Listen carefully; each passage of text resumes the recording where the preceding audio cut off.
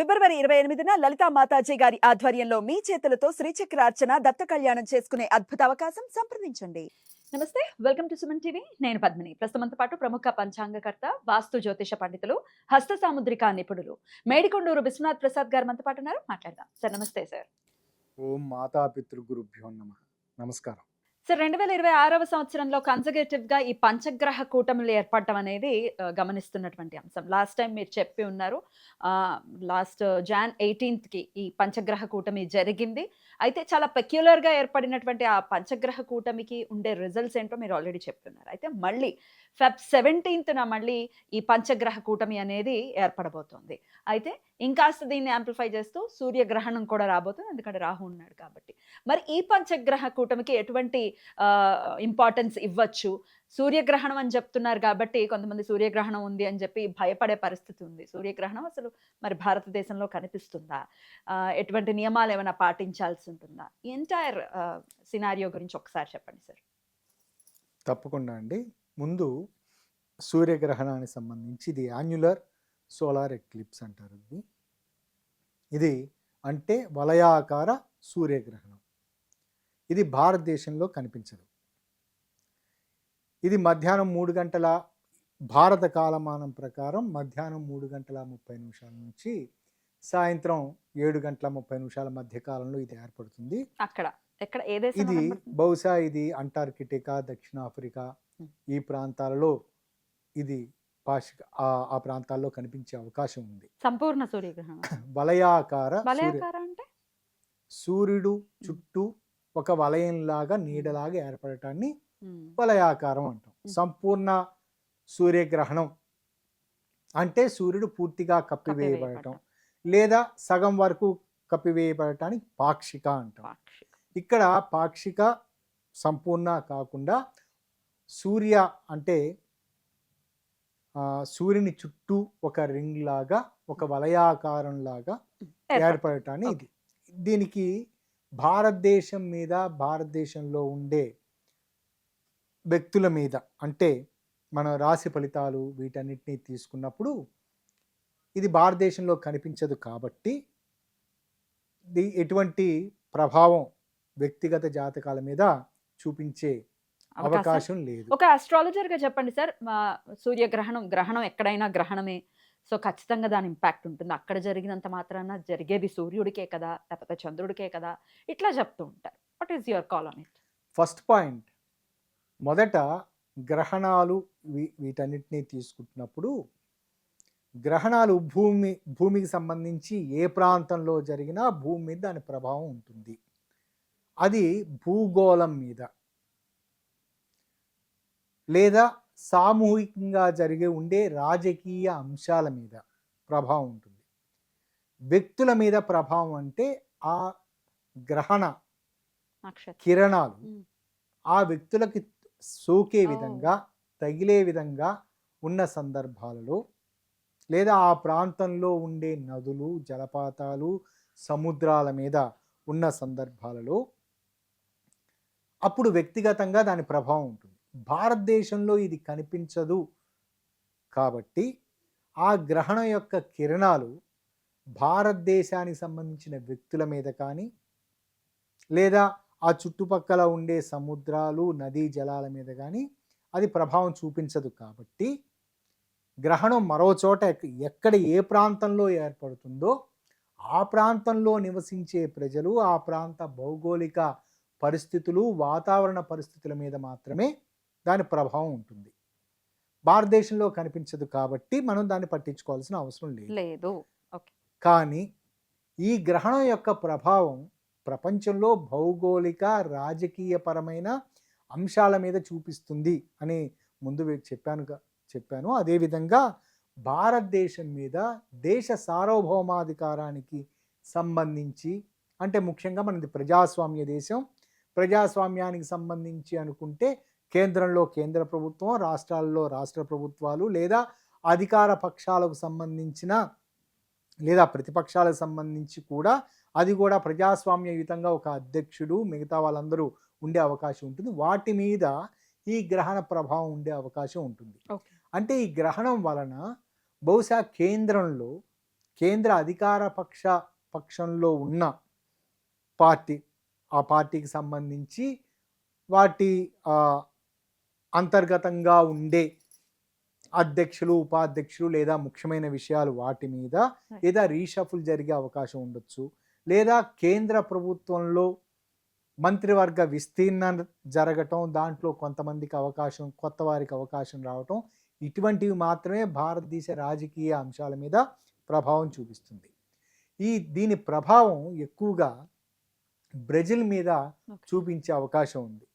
బ్రెజిల్లో ఆ ప్రాంతంలో హింసాత్మక సంఘటనలు చోటు చేసుకోవటం లాంటి పరిస్థితి, అంటే ఉగ్రదాడులు లేదా మాఫియా లాంటి పరిస్థితులు, డ్రగ్ ట్రాఫికింగ్ సంబంధించి అటువంటి వాటికి సంబంధించి శాంతి భద్రతలకు సంబంధించిన పరిస్థితులు, వాతావరణ పరిస్థితుల్లో అక్కడ ఎక్కువగా బ్రెజిల్లో కాఫీ పంటకు సంబంధించి అక్కడ ఎక్కువగా ఉంటుంది కాబట్టి ప్రపంచ దేశాలకు ఎక్కువగా ఎగుమతి ఆ ప్రాంతం నుంచి అవుతూ ఉంటుంది కాబట్టి ఆ పంటలకు సంబంధించి ప్రకృతిపరమైన ఇబ్బందికర సన్నివేశాలు అక్కడ చోటు చేసుకునే పరిస్థితులు ఉంటాయి. రెండవది ఆఫ్రికా దేశాలకు సంబంధించి, దక్షిణ అమెరికా దేశాలకు సంబంధించి కూడా దక్షిణ అమెరికా దేశాలలో భూకంపాలకు సంబంధించిన ఇబ్బందికర సన్నివేశాలు ఆ ప్రాంతంలో చోటు చేసుకునే అవకాశం ఉంటుంది. సింగపూర్ లాంటి మనకు దగ్గరగా ఉన్న దేశాలలో దాంట్లో రాజకీయ మార్పులు, అక్కడ ఒక్కసారిగా ఏదో రకమైన ఒక స్కాండల్ లాంటిది బయటపడటము, మార్పులు చోటు చేసుకోవటము లాంటి పరిస్థితులు ఉంటాయి. మిగతా సన్నివేశాల్లో దాని తదుపరి మరలా మార్చిలో మనకు కనిపించే చంద్రగ్రహణం ఆ సమయంలో ఏర్పడుతుంది. కాబట్టి ఈ మధ్య కాలంలో ఈ రెండిటికి సంబంధించిన ధృవాలలో మంచు కరగటం లాంటి పరిస్థితులు ఏర్పడటం, సహజంగా ధృవాలలో మంచు కరిగిన సన్నివేశాలలో వరదలు వచ్చే అవకాశం ఉంటాయి కదా, సహజంగా ఇటువంటి పరిస్థితులు ఉంటాయి. ఇది కేవలం ఇప్పుడు ఏర్పడుతున్న గ్రహణం భారతీయ రాజకీయ విషయాలలో అందరూ గుర్తించే విధంగా, వార్తల్లో నిలిచే విధంగా పరిస్థితులు ఉండే అవకాశం ఉంటుంది. అంతేకాని వ్యక్తిగత జాతకాల మీద ఉండదు. ఇక రెండవ పాయింట్, ఈ పంచగ్రహ కూటమి అనే పాయింట్కి వచ్చినప్పుడు, పోయినసారి జనవరిలో మనం ఏర్పడిన పంచగ్రహ కూటమి ఒకే నక్షత్రంలో కంబస్ట్ అయ్యి ఉండటం అనేది రవితోటి కంబస్ట్ అయ్యింది. మకర రాశిలో ఉత్తరాషాఢ నక్షత్రంలో కంబస్ట్ అయ్యి ఏర్పడటం అనేది ఒక రేర్ ఫినామినాగా చాలా సంవత్సరాలుగా జరగటం. కానీ నిజానికి పంచగ్రహ కూటములు అది 1962లో ఏర్పడ్డాయి, రీసెంట్గా కూడా ఏర్పడ్డాయి. కానీ ఆ పర్టికులర్ ఫినామినా ఉత్తరాషాఢ నక్షత్రంలో ఏర్పడటం, కంబస్ట్ అయి ఉండటం అనేది రేర్ ఫినామినా. కానీ ఇక్కడ ఈసారి ఏర్పడుతున్న దాంట్లో ఇక్కడ 5 గ్రహాలు కలిసి ఉండటం అనే పరిస్థితి ఈ కుంభరాశిలో ఏర్పడటం అనేది జరుగుతుంది. కానీ గ్రహాల మధ్య వ్యత్యాసం అంటే ఎక్కువగా ఉండటం, ఈ కారణం చేత ప్రత్యేకమైన సిగ్నిఫికెన్స్ లేదు. కానీ ఆ సిగ్నిఫికెన్స్ ఎప్పుడు ఏర్పడుతుంది అంటే కుజ రాహుల కలయిక ఏర్పడిన సందర్భాల్లో, కుజుడు ఇప్పుడు ప్రస్తుతం మకర రాశిలో ఉన్నాడు ఈ గ్రహ కూటమి ఏర్పడుతున్న సందర్భంలో. అందుచేత కుజరాహుల కలయిక ఏర్పడి అదే సమయంలో కుంభరాశి నుంచి యురేనస్ తోటి స్క్వేర్ ఆస్పెక్ట్ ఏర్పడుతున్న సందర్భంలో, అది ఇంచుమించు మార్చిలో ఏర్పడుతుంది.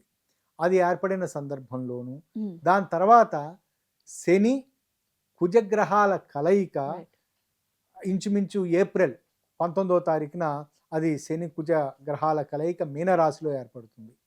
ఆ తదుపరి మరలా కర్కాటక రాశి, మిథున రాశిలో కుజుడు ఎంటర్ అయిన సందర్భంలో, కుజుడు ఉన్న సందర్భంలో ఇంచుమించు ఆగస్టు సెప్టెంబర్ ఆ ప్రాంతంలో శనితోటి స్క్వేర్ ఆస్పెక్ట్ ఏర్పడుతున్న ఈ సందర్భాలలో రాజకీయ అస్థిరతలు, తీవ్రమైన ఒత్తిడికి లోనయ్యే పరిస్థితులు ఉంటాయి. ఇక్కడ ముందుగా వివరించినట్లుగా ఈ పంచగ్రహ కూటమి 2 సందర్భాల్లో ఏర్పడుతుంది. మొదట ఏర్పడుతుంది ఇది 17వ తారీఖు ఉదయం, అంటే ఆ సమయంలో చంద్రుడు కుంభరాశిలోకి ప్రవేశించి 19వ తారీఖు సాయంత్రం మీనరాశిలోకి ఎంటర్ అయ్యేంత వరకు చంద్రుడు అక్కడ ఉంటాడు. కాబట్టి అది ఒక పంచగ్రహ కూటమి. అదే సమయంలో దాని ఫినామినా ముందు వివరించానో అదే సమయంలో మనకు గ్రహణం ఏర్పడుతుంది. వీటి కారణం చేత వ్యక్తిగత జాతకాల మీద ఎక్కువ ప్రభావం చూపించే అవకాశం లేదు. సో భయపడాల్సిన అవసరం లేదు. భయపడాల్సిన అవసరం లేదు. కానీ దాని తర్వాత 23వ తారీఖున కుజుడు ఎంటర్ అవుతాడు కాబట్టి ఎంటర్ అయిన దగ్గర నుండి చంద్రుడు అప్పుడు ఉండడు. చంద్రుడు ఆ సమయంలో వృషభ రాశిలో ఉంటాడు. సంచరిస్తూ ఉంటాడు. యురేనస్ తోటి కంజంక్షన్ ఇచ్చే పరిస్థితి ఉంటుంది. ఆ సన్నివేశం నుంచి 1వ తారీఖున శుక్రుడు మీనరాశిలోకి ఎంటర్ అయ్యేంత వరకు, అంటే 23వ తారీఖు నుంచి రేపు మార్చి 1వ తారీఖు మధ్య కాలంలో ఈ చంద్రుడు లేని పంచగ్రహ కూటమి ఏర్పడుతుంది. సహజంగా మనకి ఏదైనా ఒక ఫలితం రావాలి అంటే చంద్రునికి సంబంధించి చంద్రుడు ఒక క్యారియర్గా ఉపయోగపడతాడు. సహజంగా భూమికి సంబంధించిన ఉపగ్రహం చంద్రుడు. గ్రహాలకు సంబంధించి సూర్యునికి సంబంధించిన కిరణాలు తీసుకొని చల్లదనంగా మనకు అందించే క్యారియర్. అలానే జ్యోతిష్యపరంగా చూసుకుంటున్నప్పుడు ఏ గ్రహానికి సంబంధించి అయినా శుభ అశుభ ఫలితాలు రావటానికి చంద్రుని ద్వారా మనకు అందుతాయి. అందుచేత చంద్రుడిని మన క్యారియర్ అనుకుంటాం. ఉదాహరణకి మనం ఇప్పుడు మన కృత్రిమంగా తయారైన ఉపగ్రహాలు ఉన్నాయి. ఈ ఉపగ్రహాలు ఉండటం వలన మాత్రమే మనకి ఇప్పుడు సంబంధించిన ఈ రేడియో సిగ్నల్స్ కానీ లేదా ఈ సెల్ ఫోన్ సిగ్నల్స్ కానీ సోషల్ మీడియా మనం ప్రస్తుతం చేసుకుంటున్న ఈ యూట్యూబ్కి సంబంధించింది కానీ ఉపగ్రహం ద్వారా మాత్రం ఒక ఉపగ్రహం ఒక క్యారియర్గా పనిచేస్తుంది. ఉపగ్రహం లేని సందర్భాలలో అది మనకు అందే అవకాశం అందదు. ఇక్కడ కూడా అదే ఉదాహరణ అప్లై చేసుకుంటున్నప్పుడు చంద్రుడు ఒక క్యారియర్. ఇక్కడ చంద్రుడి యొక్క క్యారియర్ ఏ విధంగా ఉపయోగపడుతుందంటే ఏదో అమావాస్య పౌర్ణమి ఉన్న సందర్భాల్లోనూ లేదా చంద్రుడు మరే ముఖ్యమైన గ్రహంతో కంజంక్షన్ ఇచ్చిన సందర్భాల్లోనూ ఇది చంద్రుడి క్యారియర్గా మనకి అది ఉపయోగపడుతుంది. ఇక్కడ చూస్తున్న ఇప్పుడు ప్రస్తుతం అంచనా వేస్తున్న సన్నివేశంలో ఇక్కడ ప్రాథమికంగా ఏర్పడుతున్న 17వ తారీఖు నుంచి 19వ తారీఖు మధ్యకాలంలో ఏర్పడుతున్న పంచగ్రహ కూటమి చంద్రుడి ఇన్వాల్వ్మెంట్ ఉన్నది. కానీ గ్రహాల మధ్య వ్యత్యాసం ఎక్కువగా ఉండటం కారణం చేత అది గ్రహణ ఫలితాలకు మాత్రమే ప్రభావం చూపిస్తుంది. కానీ 23వ తారీఖు నుంచి 1వ తారీఖు మధ్యకాలంలో ఏర్పడే ఈ పంచగ్రహ కూటమి కుంభరాశిలో ఏర్పడుతున్న దాంట్లో సిగ్నిఫికెంట్ ఫ్యాక్టర్ ఏమిటంటే కుజ రాహువుల కలయిక ఏర్పడటం.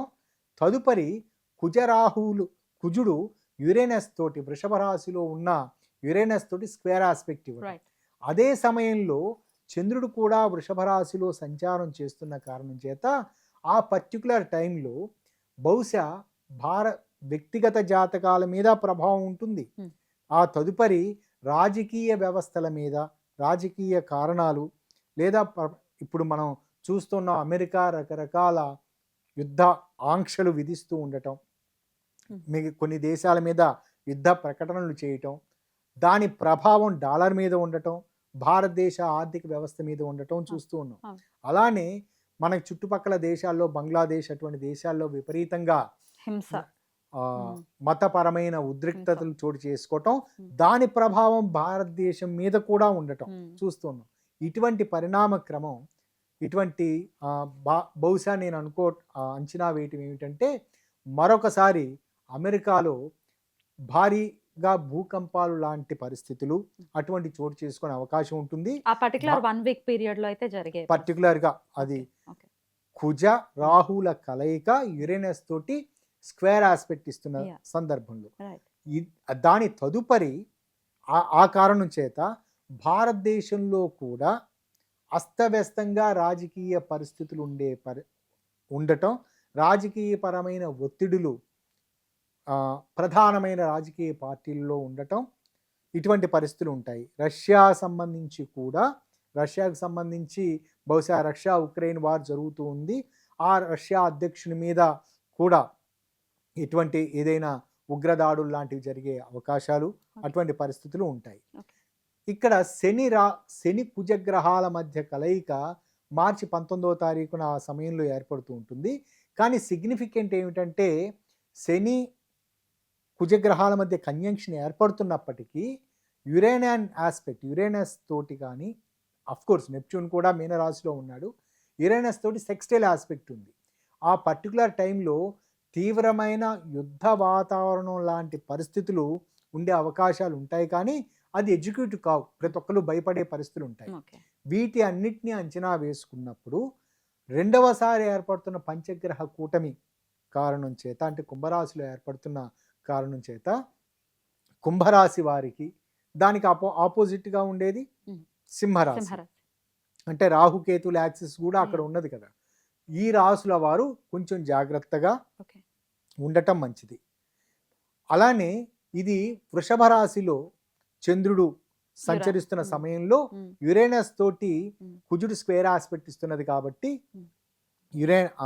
వృషభ రాశి వారు, దానికి ఆపోజిట్ రాశి వృశ్చిక రాశి వారు. వృశ్చిక రాశి నుంచి 90 డిగ్రీల కోణస్థితి కుంభరాశిలో ఉంటుంది కాబట్టి ఈ రాశుల వారు కూడా ఆవేశ కావేశాలకు సంబంధించి కుజా యురేనస్ స్క్వేర్ ఆస్పెక్ట్ అంటే ఏమిటి, ఆవేశ కావేశాలు, తీవ్రమైన మానసిక ఒత్తిడులు ఇటువంటివి ఉంటూ ఉంటాయి. వీటన్నిటికీ లోను కాకుండా సాధ్యమైనంత వరకు శాంతంగా ఆలోచిస్తూ ఉండటం. ఎన్నాళ్ళు రెండవ తీసుకోవాలి సార్ ఈ జాగ్రత్తలు? Just matter of 3 or 4 days. 4 days అంతే. ఓకే. అంటే చంద్రుడు వృషభ రాశి సంచారం చేస్తున్న సమయంలో జాగ్రత్త మాత్రమే.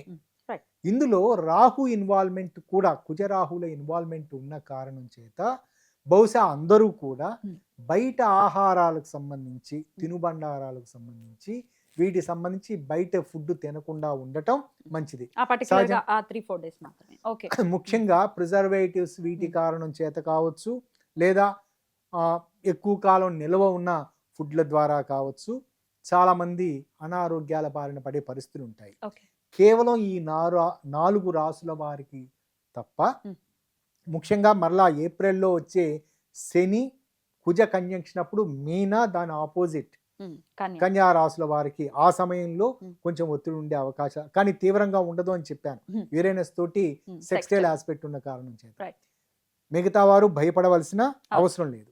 ఈ రాసుల వారు కుదిరితే, వారికి అనుకూలంగా ఉంటే, అమ్మవారికి సంబంధించి లలితా సహస్రనామావళి అటువంటివి ఏదన్నా చేయటం, దేవి అథర్వ శీర్ష పారాయణ చేయటం, కుదిరితే మెడిటేషన్ చేసుకోవటం మంచిది. ఆడవారు వాళ్ళు తీవ్రమైన ఒత్తిడికి లోనవుతున్న సన్నివేశాలలో చాలా సింపుల్ రెమెడీ ఏమిటంటే, ఇటువంటి ఏర్పడుతున్న సన్నివేశాలలో గాజులు మరొకరికి దానంగా ఇవ్వటం. వారు మట్టి గాజులు, బంగారపు గాజులు లేదా లోహపు గాజులు అని కాదు, మట్టి గాజులు వారు పెట్టుకుని మిగతా వారికి దానంగా ఇస్తూ ఉన్న సందర్భాల్లో వారు మూడ్ డైవర్షన్ అనేది జరుగుతుంది, చక్కగా పరిహారంగా కూడా జరుగుతుంది. అద్భుతం సార్, చాలా చక్కగా తెలియజేశారు. లేని గ్రహణాన్ని చెప్తూ ఒకంత భయానికి లోనవుతూ ఉన్నారు. ఉందేమో మా రాశికి బాగాలేదేమో, లేకపోతే కుంభరాశిలోనే జరుగుతుంది కాబట్టి ఆ రాశి వాళ్ళు బాధపడుతూ ఉన్నారు, ఏం జరుగుతుందో అని ఒక భయాందోళన వాతావరణం అయితే ఉంది. అయితే చక్కటి వివరణ ఇచ్చారు. లేదు, భారతదేశానికి లేదు కాబట్టి దాని గురించి భయపడాల్సిన అవసరం లేదు. అయితే 15 రోజుల తర్వాత ఖచ్చితంగా చంద్రగ్రహణం వస్తుంది కాబట్టి, అది హైదరాబాద్లో కనిపించేటటువంటి గ్రహణం కాబట్టి దానికి సంబంధించిన వివరణ నెక్స్ట్ వీడియోలో మనం మాట్లాడుకుందాం. Thank you sir. నమస్తే. నమస్కారం.